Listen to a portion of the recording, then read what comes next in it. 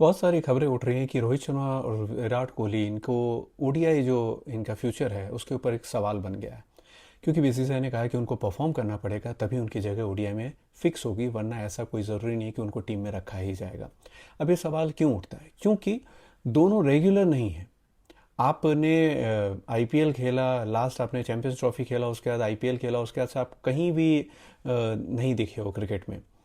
उसके बाद आपने रिटायरमेंट अनाउंस कर दिया अपना टेस्ट क्रिकेट से भी।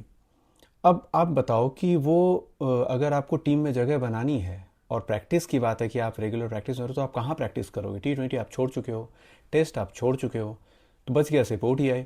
ओडीआई इंडिया खेलती ही कितना है? अगर आप देखो चैंपियंस ट्रॉफी के बाद से क्या खेला है ओडीआई, और चैंपियंस ट्रॉफी तक में भी सिर्फ 6 ओडीआई मैचेस खेले थे उन्होंने। क्योंकि इंडिया अभी ज़्यादातर T20 मैचेस खेलता है और टेस्ट मैच खेलता है। ओडीआई का तो सवाल ही नहीं उठता। तो कहीं ऐसा तो नहीं कि आपने गलत फॉर्मेट से रिटायरमेंट ले लिया? क्योंकि मुझे पर्सनली ऐसा लगता है कि अगर आपको ओडीआई खेलना था तो आपको टेस्ट भी कंटिन्यू रखना चाहिए था, ताकि आप फ्लो में रहते। और T20 आपने, चलो ठीक है, एक हाई नोट पे आपने ख़त्म किया, वर्ल्ड कप जीत के आपको ख़त्म करना था, ओके है। लेकिन टेस्ट आप कंटिन्यू रख सकते थे, क्योंकि टेस्ट में आप अभी भी बहुत कुछ कंट्रीब्यूट कर सकते थे। और साथ ही साथ आप ओडीआई में भी अपनी जगह सिक्योर रखते, क्योंकि आप प्रैक्टिस में रहते। अब सुनने में आता है बीसीसीआई बोलती है सैयद मुश्ताक अली में परफॉर्म करेंगे तो उनको उनकी जगह उसके बेसिस परफॉर्म। सीरियसली, मतलब आप रोहित शर्मा विराट कोहली की बात कर रहे हो कि वो मुश्ताक अली ट्रॉफी में परफॉर्म करेंगे फिर उनकी जगह होगी?